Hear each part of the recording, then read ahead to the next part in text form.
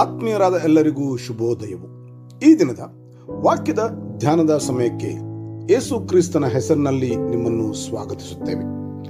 ಆತ್ಮೀಯ ಚಿಂತನೆಯಲ್ಲಿ ಪರಿಶುದ್ಧ ಸತ್ಯವೇದದಿಂದ ವಚನ ಭಾಗಗಳನ್ನು ನೋಡಿಕೊಳ್ಳುವ ಹಾಗೆ ಈ ದಿನದಲ್ಲಿ ಒಳ್ಳೆಯ ಸ್ನೇಹಿತನು ಎಂಬ ಶೀರ್ಷಿಕೆಯ ಅಡಿಯಲ್ಲಿ ವಚನ ಭಾಗಗಳನ್ನು ನೋಡಿಕೊಳ್ಳುವ ಹಾಗೆ ಲೂಕನು ಬರೆದ ಸುವಾರ್ತೆಯಲ್ಲಿ 10ನೇ ಅಧ್ಯಾಯದಲ್ಲಿ 33ರಿಂದ 35ನೇ ತನಕ ಇರುವ ವಚನಗಳನ್ನು ಓದಿಕೊಳ್ಳುವಾಗ ಹೀಗೆ ಬರೆದಿದೆ. ಆದರೆ ಒಬ್ಬ ಸಮಾರ್ಯದವನು ಪ್ರಯಾಣ ಮಾಡುತ್ತಾ ಅವನಿದ್ದಲ್ಲಿಗೆ ಬಂದು ಅವನನ್ನು ಕಂಡು ಕನಿಕರಿಸಿ ಅವನ ಹತ್ತಿರಕ್ಕೆ ಹೋಗಿ ಅವನ ಗಾಯಗಳಲ್ಲಿ ಎಣ್ಣೆಯನ್ನೂ ದ್ರಾಕ್ಷಾರಸವನ್ನು ಒಯ್ದು ಕಟ್ಟಿ ತನ್ನ ಸ್ವಂತ ವಾಹನದ ಮೇಲೆ ಹತ್ತಿಸಿಕೊಂಡು ಛತ್ರಕ್ಕೆ ಕರಕೊಂಡು ಹೋಗಿ ಅವನನ್ನು ಆರೈಕೆ ಮಾಡಿದನು.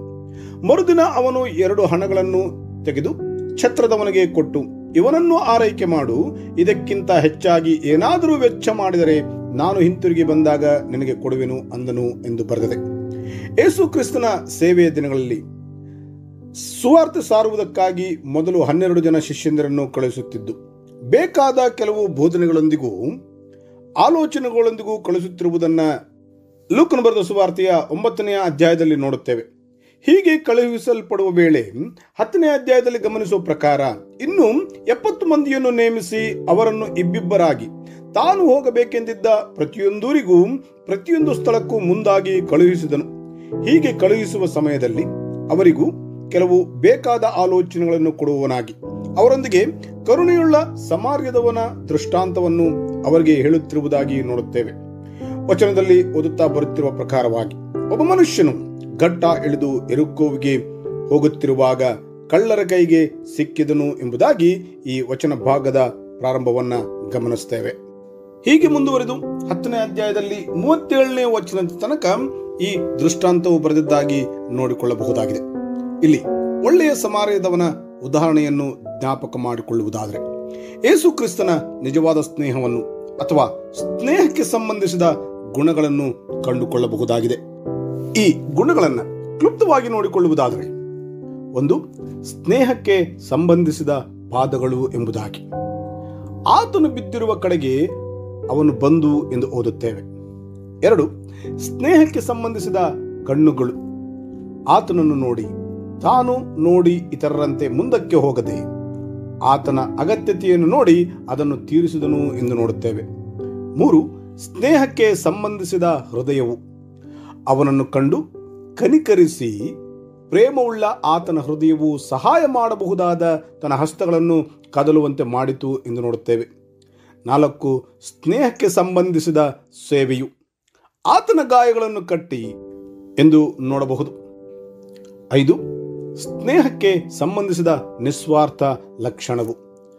ತನ್ನ ಸ್ವಂತ ವಾಹನದ ಮೇಲೆ ಹತ್ತಿಸಿಕೊಂಡು ಎಂದು ನೋಡುತ್ತಾ ಇದ್ದೇವೆ. 6, ಸ್ನೇಹಕ್ಕೆ ಸಂಬಂಧಿಸಿದ ಶ್ರದ್ಧೆ ವಹಿಸುವಿಕೆ. ಆತನನ್ನು ಆರೈಕೆ ಮಾಡಿದನು ಎಂದು ಓದುತ್ತೇವೆ. 7, ಸ್ನೇಹಕ್ಕೆ ಸಂಬಂಧಿಸಿದ ವ್ಯಯ ಅಥವಾ ವೆಚ್ಚ ಮಾಡುವಿಕೆ. ಇಲ್ಲಿ ಗಮನಿಸುವಂಥದ್ದು ಪ್ರತ್ಯೇಕವಾಗಿ ಛತ್ರದವನಿಗೆ 2 ಹಣಗಳನ್ನು ಕೊಟ್ಟು ಇವನನ್ನು ಆರೈಕೆ ಮಾಡು, ಇದಕ್ಕಿಂತ ಹೆಚ್ಚಾಗಿ ಏನಾದರೂ ವೆಚ್ಚ ಮಾಡಿದರೆ ನಾನು ಹಿಂತಿರುಗಿ ಬಂದಾಗ ನಿನಗೆ ಕೊಡುವೆನು ಅಂದನು ಎಂದು ಬರೆದಿದೆ. ಇಲ್ಲಿ ತಾನಾಗಿಯೇ ಆಲೋಚಿಸುತ್ತಿದ್ದಾನೆ, ಶ್ರದ್ಧೆ ವಹಿಸುತ್ತಿದ್ದಾನೆ ಮತ್ತು ಅಗತ್ಯತೆಯಾದುದನ್ನು ಒದಗಿಸಿ ಕೊಡುತ್ತಾ ಇದ್ದಾನೆ. ಇಲ್ಲಿ ಪ್ರತ್ಯೇಕವಾಗಿ ಗಮನಕ್ಕೆ ಬರುವುದು ಏನೆಂದರೆ, ವೆಚ್ಚ ಮಾಡುವುದು ಎನ್ನುವಂಥದ್ದು ಆತನು ತೆಗೆದುಕೊಂಡ ಶ್ರದ್ಧೆಯನ್ನು ಉತ್ತರವಾಗಿ ಮಾತನಾಡುತ್ತಾ ಇದೆ ಎಂದು ತೋರಿಸುತ್ತಾ ಇದೆ. ಈ ಒಳ್ಳೆಯ ಸಮಾರ್ಯದವನ ಗುಣಗಳು ಆತ್ಮೀಯ ಜೀವಿತದಲ್ಲಿ ನಮಗೂ ಸಹಾಯ ಮಾಡುವುದಾಗಿರಲಿ. ಪ್ರಾರ್ಥನೆ ಮಾಡುವವರಾಗೋಣವೇ? ನಂಬಿ ಪ್ರಾರ್ಥಿಸುವ ಎಲ್ಲರನ್ನು ಒಳ್ಳೆಯವನಾಗಿರುವ ಕರ್ತನು ತಾನೇ ಆಶೀರ್ವದಿಸಿ ಕಾಪಾಡಿ ನಡೆಸಲಿ. ಆಮೇನ್. ಈ ಕಾರ್ಯಕ್ರಮದ ಬಗ್ಗೆ ನಿಮ್ಮ ಅಭಿಪ್ರಾಯ, ಸಲಹೆಗಳು ಹಾಗೂ ಯಾವುದೇ ಪ್ರಾರ್ಥನಾ ಮನವಿಗಳಿದ್ದಲ್ಲಿ ನಮ್ಮ ದೂರವಾಣಿ ಸಂಖ್ಯೆಗೆ ನೀವು ಕರೆ ಮಾಡಬಹುದು. ನಮ್ಮ ದೂರವಾಣಿ ಸಂಖ್ಯೆ 9902606453. ನಿಮ್ಮ ಅಭಿಪ್ರಾಯಗಳನ್ನು ಇಮೇಲ್ ಮೂಲಕವೂ ನಮಗೆ ತಿಳಿಸಬಹುದು. ನಮ್ಮ ಇಮೇಲ್ ಐಡಿ info@fibaonline.org. ವಂದನೆಗಳು.